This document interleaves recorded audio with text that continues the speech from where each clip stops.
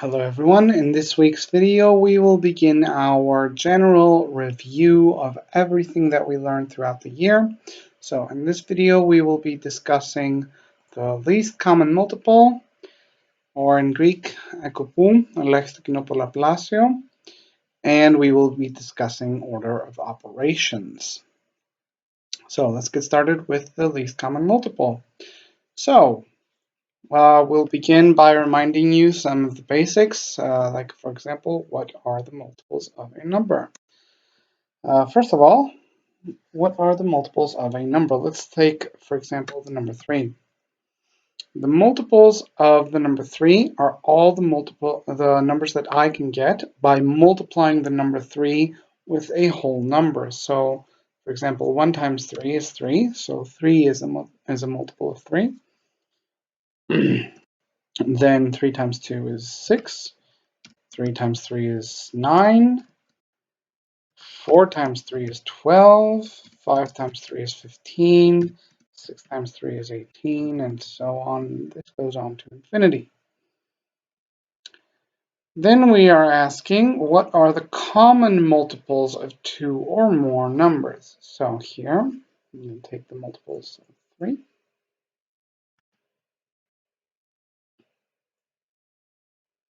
I'm going to write them again, and then below them I'm going to write the multiples of 4. So we have 4. 1 times 4 is 4. 2 times 4 is 8. 3 times 4 is 12. 4 times 4 is 16. 5 times 4 is 20. 6 times 4 is 24. And 28. 32. 36. 40. And I'm going to continue the multiples of 3 for a little bit. These both continue, so this doesn't stop because the numbers I can multiply 4 with never end. This doesn't stop. I just write the first few. Here, the next multiple of 3 would be 21, then 24, then 27, 30, 33, 36, and so on. Common multiples are numbers that are multiples of 3 and 4. I should specify that. Common multiples of 3 and 4 are numbers that are multiples of both 3 and 4. So, for example, you should be able to see them in both this line and this line. They should appear in both. So, for example, let's point some out.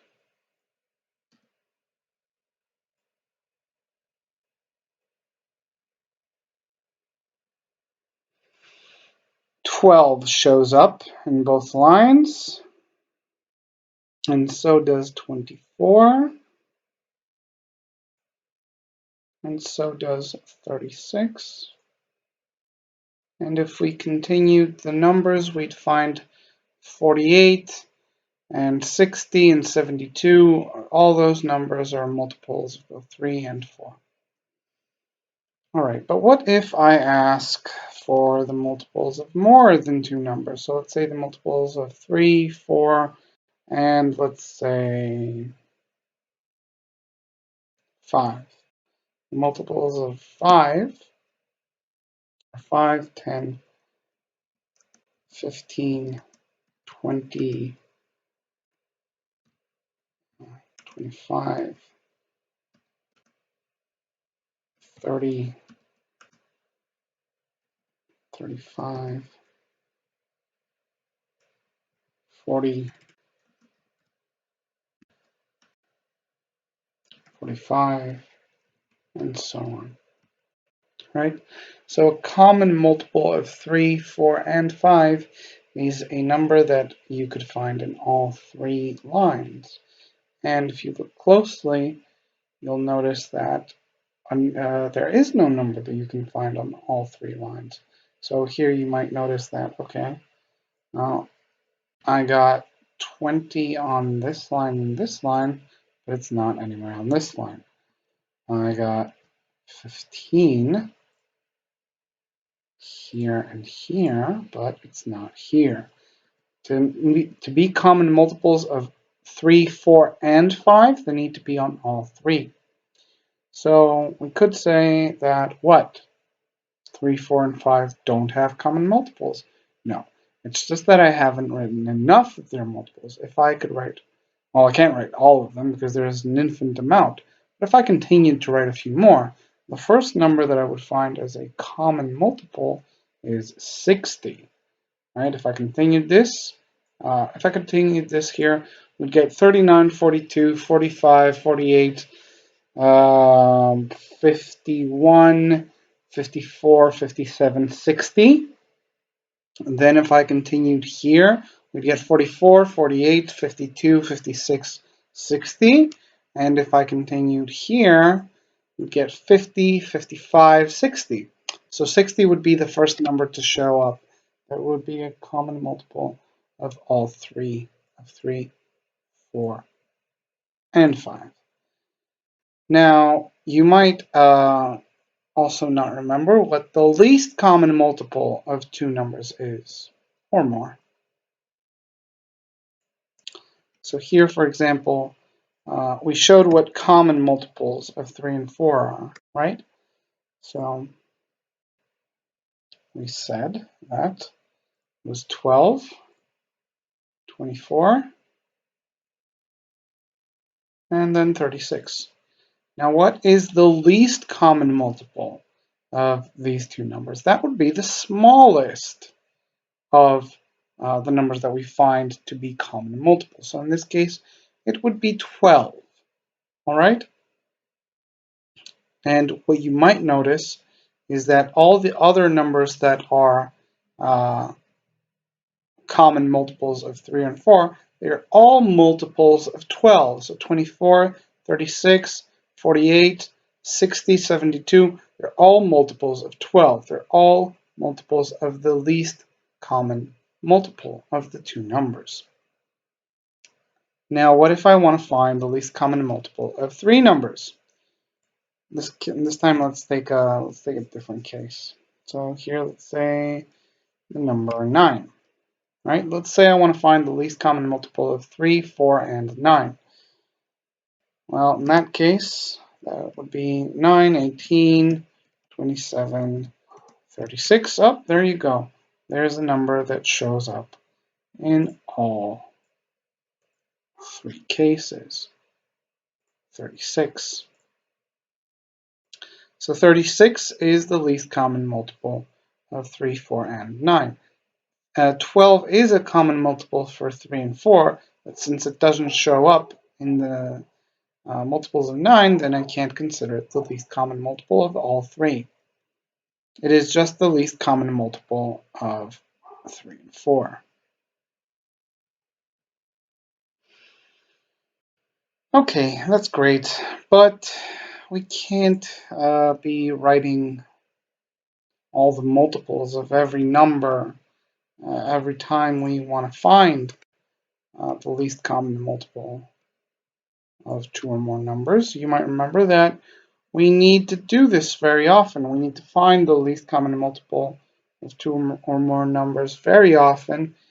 And we can't, if the numbers are big, then we can't take all that time to do that. So I'm going to remind you how we do that. The little tricks, basically. One way is that you could write them down like I just did. You could actually write the multiples down like I just did. The other way that we had shown was a little trick.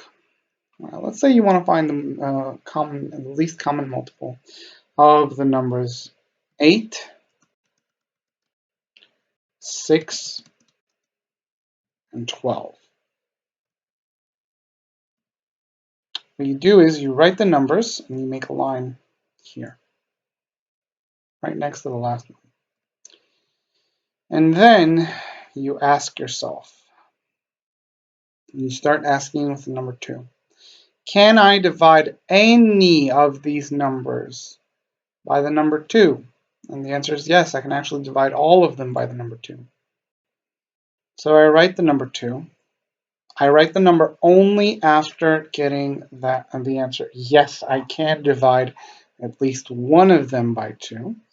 And then I proceed to actually do that. I proceed to actually divide them by 2.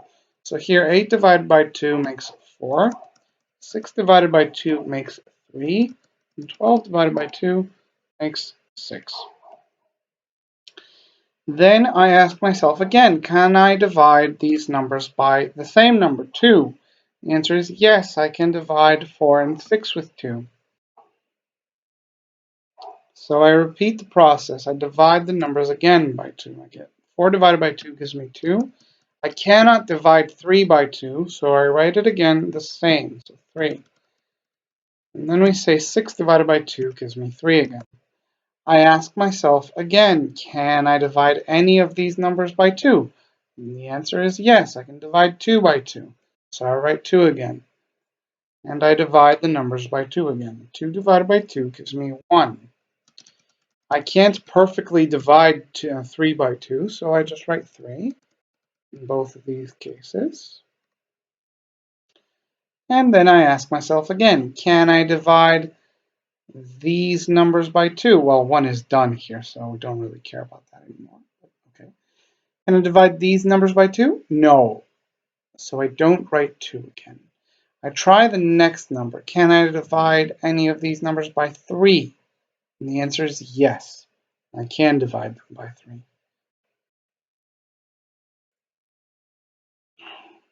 I don't divide 1 at all. Since it's 1, I just rewrite it. And then we say 3 divided by 3 makes 1. And now that they're all 1s down here, we can find the least common multiple. We find the least common multiple by multiplying these numbers that we got here to the right. We multiply them with each other. So we do 2 times 2 times 2 times 3. 2 times 2 makes 4, times 2 makes 8, times 3 makes 24. And so I would say that the least common multiple of 8, 6, and 12 is 24. But there is another trick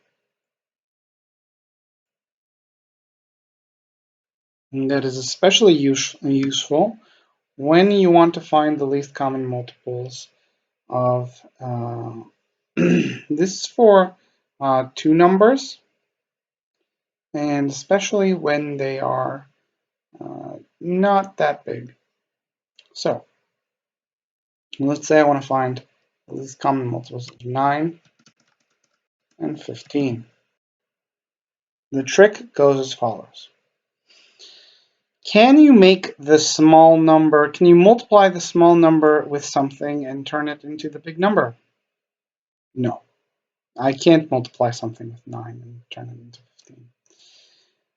Since I can't, I add the big number to itself. So I say 15 plus 15 makes 30.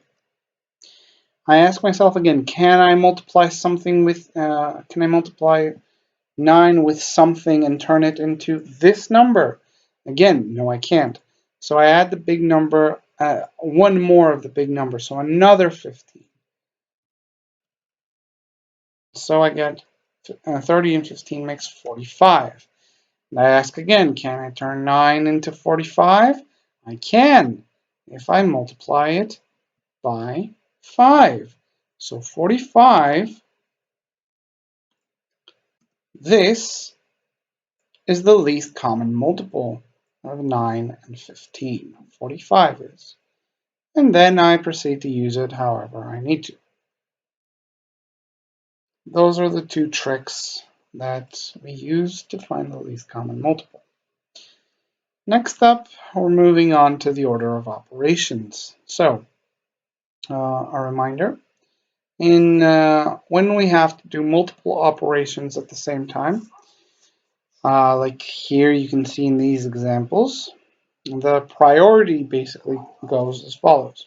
Parentheses go first, then exponents, then multiplication and division, then addition and subtraction. If 2 operations have the same priority but conflict, we have to do the first one from the left. So an example of that last case would be if I have to do, for example, 5 times 4 divided by 2, right? So here, 5 times 4 has the same priority as 4 divided by 2. So which one should I do first? Should I do 5 times 4 or 4 divided by 2? Well, it says here that we should do the first one from the left, which would be this one. So 5 times 4 has priority over 4 divided by 2. And you can see an example of where this would give us an incorrect result here. Let's say we have to do 100 divided by 10 times 2. So the correct way to do this would be to first do 100 divided by 10, which would give me 10, then multiply that by 2. So 10 times 2 would give me 20. Well, let's say I did the operation on the right first. 100 divided by 10 times 2. In that case, I would get 100, and then divided by 10 times 2 makes 20. And this, 100 divided by 20, would give me 5. You can see that I got different answers. This one is incorrect. This one is correct. All right, so let's put all of this into practice. Parentheses first, exponents, multiplication and division, addition and subtraction. So if you remember, we talked about this in class when we were doing this. Parentheses should be treated as if they are mini operations. Like imagine that this is separate from everything else. Like just take it outside of everything else, right? And ask yourself, if this was separate from everything else, what would I do first? Right? So then we have this order again, because you might see this and you might think, okay, well, which one of these do I do first? Do I do 26 minus 3, 3 times 2, or 2 to the third? Which one do I do first? And the answer is treat this as if it's its own line of operations, basically, right? So if this was separate, which of these has priority? Well, we don't have parentheses in here, but we do have exponents. We have 2 to the third. So 2 to the third has priority. So to solve this, what I do is I rewrite this, but instead of 2 to the third, I replace it with the result of that operation. So 2 to the third basically means 2 times 2 times 2. 3 2's multiplied with one another. 2 times 2 is 4, times 2 makes 8. See what I did there? I rewrote it by writing in, substituting the result of 2 times 3. And then I just repeat that again and again until there's no operation left to be done. So here again, we're still inside the parentheses, and we stay inside the parentheses until there's nothing left to, there's no operation left to do inside the parentheses. So here, out of 26 minus 3 and 3 times 8, 3 times 8 has the priority, and 3 times 8 makes 24.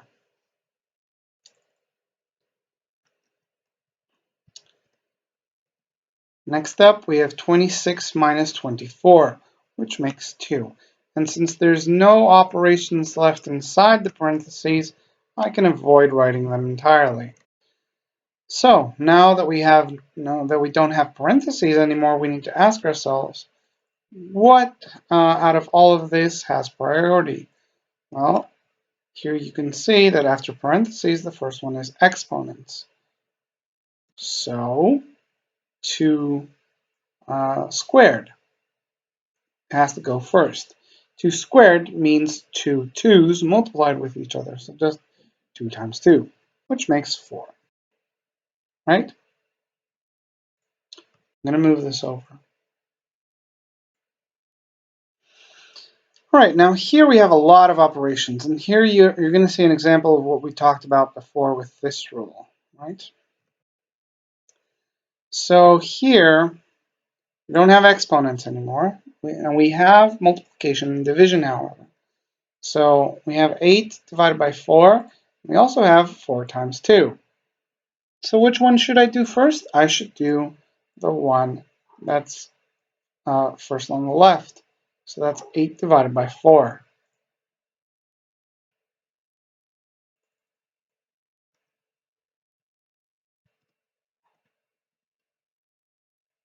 8 divided by 4 gives me 2. Now out of this, what has priority? Well, we have a multiplication and a subtraction, so the multiplication takes priority. 2 times 2 makes 4. And then we just have 20 minus 4, which makes 16. And that's the end of that.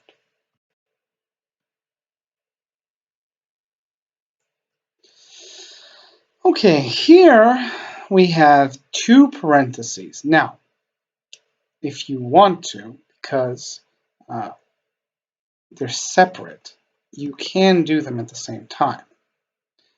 But if you're just, because you're just starting with this, I would not suggest it. I would suggest that you solve one parenthesis until it's finished, and then you solve the other one until it's finished. Now, again, you can solve them at the same time, but I wouldn't suggest it. So, I'm going to show you both ways. First, we're going to solve one parenthesis at a time, and then we're going to solve both of them at the same time. All right. So I'm going to start with this one, just because it's furthest on the left. Right. So we pretend that this is separate from everything else. So if 8 plus 6 times 2 was separate from everything, the rest did not exist. What would have priority? The multiplication. 6 times 2. So I would rewrite this, and instead of 6 times 2, I would write the result of that, which is 12.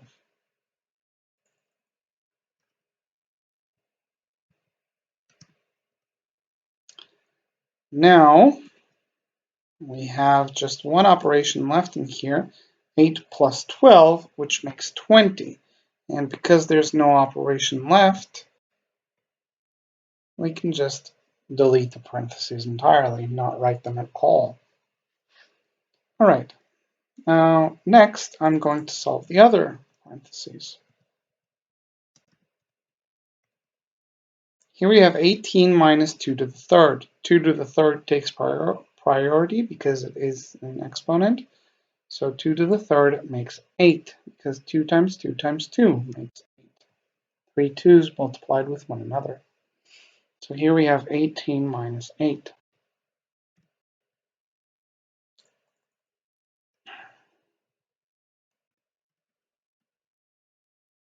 Next, we have 18 minus 8, which makes 10.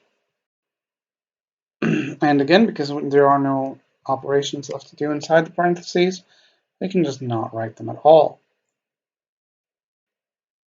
Next up, we have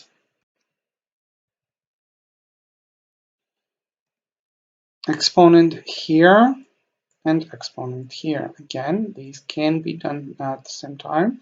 They don't conflict with one another, but we are going to do them separately. So 20 squared is going to be done first. 20 squared means 20 times 20. 20 times 20 gives me 400.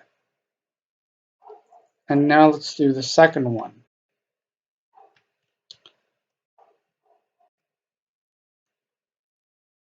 10 squared means 10 times 10, which gives me 100. And then I just have a multiplication left, so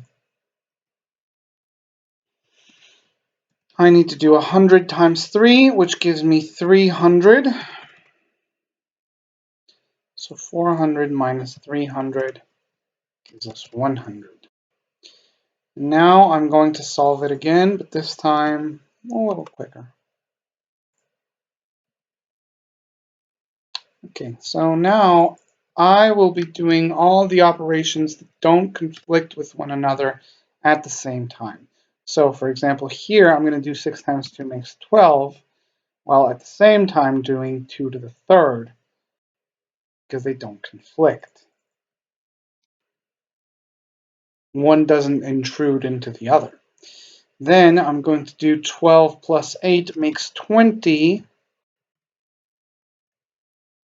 while at the same time doing 18 minus 8 makes 10.